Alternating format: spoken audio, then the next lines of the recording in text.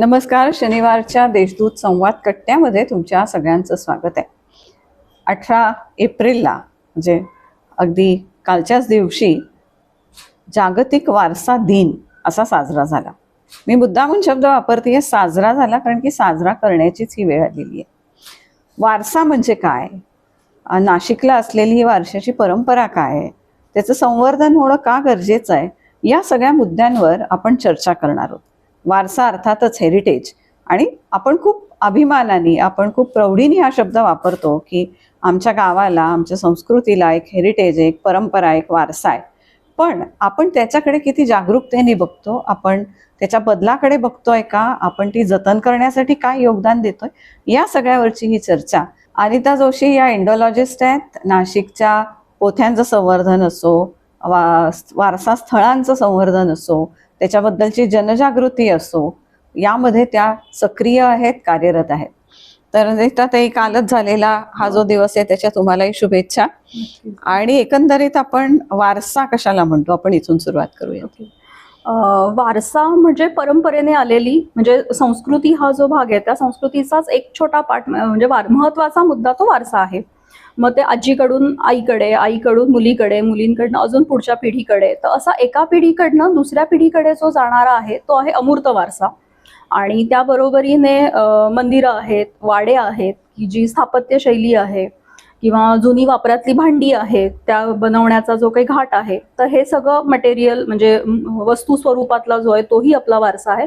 आणि सर्वात महत्वाचं म्हणजे निसर्गाने जे आपल्याला दिलेलं आहे, तर तो एक महत्वाचा वारसा आहे. म्हणजे एखादी गेलेली वस्तू आपण परत बनवू शकतो, त्याची कॉपी करू शकतो, रिप्लिका करू शकतो, पण जर सांस्कृतिक वारसामधला जो निसर्गाचा जो घटक आहे तो आपण नाही परत आणू शकत, त्याची जी हानी आपण करतोय ती, तर तो पहिला जपला पाहिजे. नैसर्गिक वारसा, नैसर्गिक वारसा म्हणतो.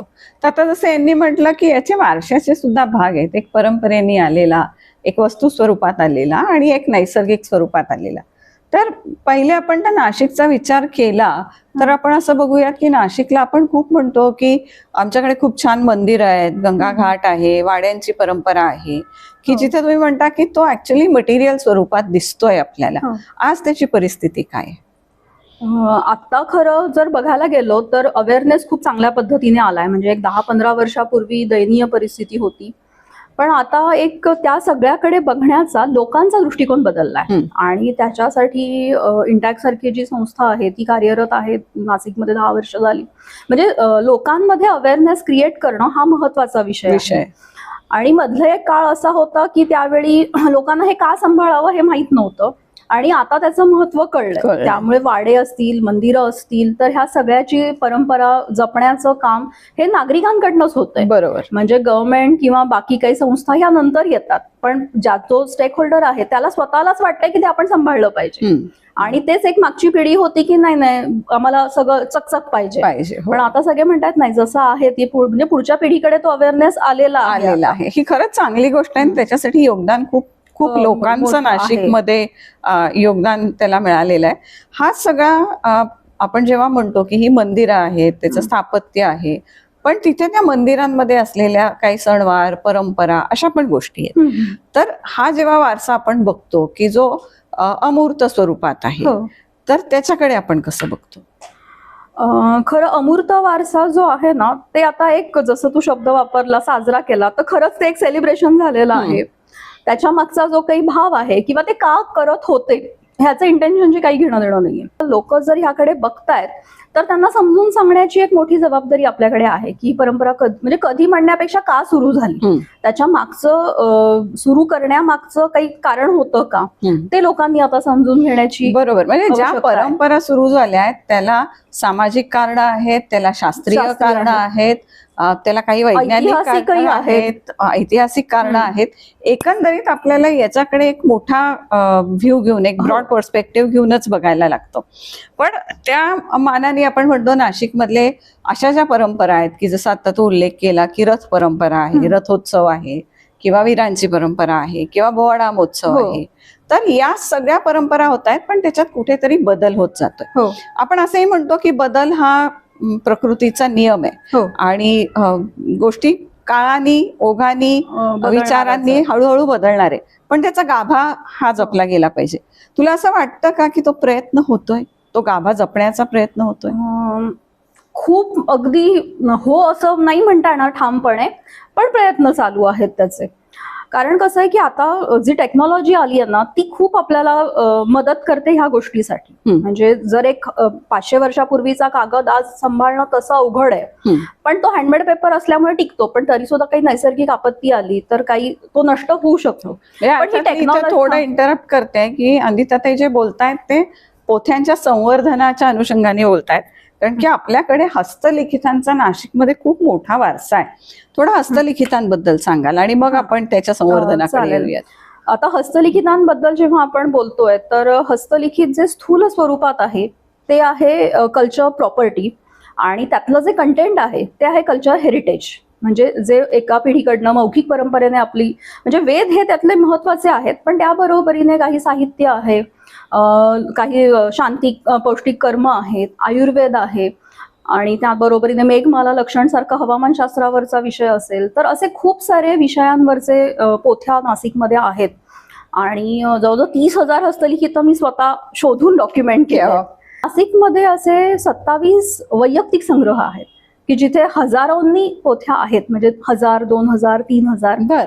आणि एकेका घराण्याची, म्हणजे जसं आपण म्हणतो इंटँजिबल हेरिटेज, तर त्या घराण्याची परंपरा आहे. म्हणजे कोणी वैयाकरणी म्हणजे व्याकरणाचा अभ्यास करणारे आहेत तर त्यांच्याकडे व्याकरणाच्या पोथ्या जास्त आहेत. कोणी पुराणिक आहेत तर त्यांच्याकडे सगळ्या पुराणांच्या पोथ्या आहेत. वेदांच्या सुद्धा ज्या शाखा आहेत त्या शाखांनुसार त्याचे भेद आहेत, तर त्या पोथ्या त्यांच्याकडे सापडत आहेत. मोठा वारसा हा नाशिकमध्ये ऑलरेडी आहे, त्याच्यावर बरंचसं काम झालेलं आहे आणि अजूनही त्याच्यावर काम होत आहे. आणि ताई जसं आपण म्हणालो की हे मूर्त स्वरूपाचे वारसे आहेत, पण आपल्याकडे गोदावरीचा एक वारसा आहे आणि जो आपल्याला दैनंदिन आपल्या आयुष्याशी अगदी निगडीत आहे आणि मला असं वाटतं की सगळ्यात दुर्लक्षित असलेला हा वारसा आहे. तर याकडे एक वारसा म्हणून त्या गोदावरीकडे कसं बघावं? हे बघ कसं आहे माहिती आहे का, ही जी गोदावरी आहे ही वृद्ध गंगा हिला म्हणतात. म्हणजे आपण तिला गोदावरी कधीच म्हणत नाही, गंगाच म्हणतो. आणि गंगा म्हटलं तर गंगा माई असा शब्द येतो, म्हणजे तो मनातलं पावित्र्य जे आहे ते त्या शब्दांमध्ये दिसत असतं. झालं कसं की पुराणांना आपण मायथॉलॉजी म्हणून बाजूला केलं आपल्या आयुष्यात, कर्मकांडांना आपण विटलो गेलेलो होतो. आता त्यातलं निगेटिव्ह पार्ट आपण सोडून देऊ, पण पुराणांनी ज्या कथा किंवा जे स्थल महात्म्य सांगितलं किंवा त्याबद्दलची एक लोकांच्या मनामध्ये आस्था तयार करण्याचं जे काही काम केलं ना, तर त्यामुळे लोक त्याच्यात पटकन कचरा टाकत नव्हते. की पुराणांचं महत्व आहे, कारण की ते महात्म्य तुमच्याकडे, त्याचं महत्व, त्या गोदावरीचं महात्म्य, त्याची पावित्र्यता, ती का राखायची, ती कशी राखायची, याच्यासाठीचा आधार म्हणून या पुराणातल्या गोष्टींचा आधार आपल्याला निश्चित घेता येतो. पण आज जर का आपण त्याच्याकडे डोळसपणे आणखीन बघितलं की आपण जसं म्हणतो की आपल्याला त्याचं शास्त्र माहिती आहे, त्याचं विज्ञान माहिती आहे, त्याची संस्कृती माहिती आहे, त्याची सामाजिकता माहिती आहे, म्हणजे नदी म्हटलं की त्याच्यासाठी खूप आयाम आहे. त्या सगळ्या आयामांकडे जर का आपण बघायला लागलो तर मला असं वाटतं की आज गोदावरीचं संवर्धन खऱ्या अर्थाने होणं खूप खूप गरजेचं आहे. अगदी, म्हणजे सिंहस्थ ज्याच्यावर आधारित आहे, ज्या नदीवर, तिच्याकडेच आपण बघत नाही आहोत. आणि कसं आहे, ती एक पूर्ण इकोसिस्टीम आहे. म्हणजे आपण नुसतं त्या चॅनलमध्ये पाणी आहे का, मग त्या धरणातनं सोडतोय इतकं बघून उपयोग नाहीये. आपण पाणी जिरवतोय किती. म्हणजे आज आपण म्हणतोय की ती कुंड काढायची आणि ती परत रिवाइज करायची, तर ती कशी होतील जर तुम्ही सगळं कॉन्क्रीट सगळीकडे टाकून दिलंय? पाणी मुरणार कसं? आणि मुरणार नाही तर त्या कुंडांना पाणी येणार नाही. आणि नैसर्गिक स्रोत जो होता, आणि ही नदी काय आपली बारमाही नाहीये, जेव्हा पावसात पाणी असतं इतर वेळी कुंडातनं पाणी त्याला येत असतं. आणि आज कुठल्याही कुंडांना, म्हणजे बोरवेलला सुद्धा आता तर बॅनच केलंय, पण पाणी येणारच नाही कारण तुम्ही जिरवतच नाही. तर आता असं म्हणणं आहे की तुम्ही लहान मुलांना ह्याचं शिक्षण, म्हणजे अवेअरनेस दिला पाहिजे की माझ्या घरात जर नळ सोडल्यावर पाणी येतंय तर ते पाणी येतंय कुठनं, आणि जे आपण पाणी वापरतोय तर ते जातंय कुठे. म्हणजे पूर्वीच्या घरांना स्वतःचीच एक सांडपाण्याची व्यवस्था होती, सिस्टीम होती, ती आता नाही. मागच्या परसात ते जिरवलं जायचं, आळू वगैरे हे त्याच्यात करून मग ते जे काय क्षार असतील ते जाऊन मग ते नदीत मिसळलं जायचं. हे थोडासा जो काही मानसिकतेचा जो भाग आहे, आणि ती मानसिकता आपण बदलू शकतो, थोडे प्रयत्न करायला लागतील. निश्चितच या वारशा दिनानिमित्त कालच आपल्याकडे सगळ्यांनी इंटॅक्ट तर्फे आणि आपलं जे शासनाचं संवर्धन कक्ष आहे, आर्किओलॉजिकल डिपार्टमेंट आहे, त्याच्यातर्फे सुद्धा एक मोहीम हाती घेतली गेली आणि सगळ्यांनी जी शपथ आपण कायम घेतो संविधानातनं त्याच्यामध्येच याचा उल्लेख आहे. म्हणजे यावेळी आम्ही नावच प्लेज कॅम्पेन दिलं होतं की प्रतिज्ञा आपण शाळेत असताना अगदी रोज म्हणतो, म्हणजे राष्ट्रगीत म्हणतो, प्रतिज्ञा म्हणतो. मग ती प्रतिज्ञा फक्त शाळेचा एक दिनचर्या म्हणून म्हणायची का, तर आता ती वेळ आली आहे की त्या प्रतिज्ञेमध्ये आपण काय शपथ घेतलेली आहे ते जगलं पाहिजे, ते जगलं पाहिजे. आणि कुठली तरी NGO, कुठलं तरी गव्हर्नमेंटचं खातं हे येऊन तुमचा वारसा जपणार नाही, आपला वारसा आपण जपला पाहिजे. म्हणजे हे प्रत्येक नागरिकाचं कर्तव्य आहे. ह्याच थीमवर आम्ही तो उपक्रम घेतला होता. म्हणजे माझ्या घरातली परंपरा ही जर माझ्या आईकडनं मला मिळालेली आहे, तर सेम माझ्या गावाची परंपरा ही माझ्या मागच्या पिढीकडनं आली आहे, तर ती आपण जपली पाहिजे. दुसरं बाहेरचा येऊन कोणी ते जपणार अगदी नाही. खरं आहे. याच्यात प्रत्येकाचा सहभाग खूप महत्वाचा आहे. नाशिककर म्हणून आपल्याला गोदावरी लाभलेली आहे, त्या गोदावरीमुळे आपण आहोत. ती गोदावरी आहे म्हणून आजूबाजूचं स्थापत्य आहे, त्याची मंदिर आहेत, त्याचे घाट आहेत, त्याची वाडा संस्कृती आहे. हे सगळं आलं म्हणून परंपरा आल्या, सणवार आले, तुमच्या पद्धती आल्या.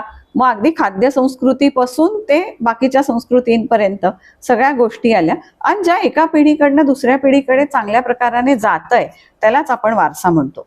पिढ्यानपिढ्या हा चालत राहणार आहे, पण तो चालताना प्रयत्न करू शकतो असा की तो विचित्रपणे बदलू नये. बदल हा जरी सृष्टीचा नियम असेल तरी तो बदल होताना त्याच्यातला गाभा मात्र जपला जावा. नैसर्गिक बदल होणार आहेत, नैसर्गिक आपत्ती असेल त्याला आपण काही करू शकणार नाही.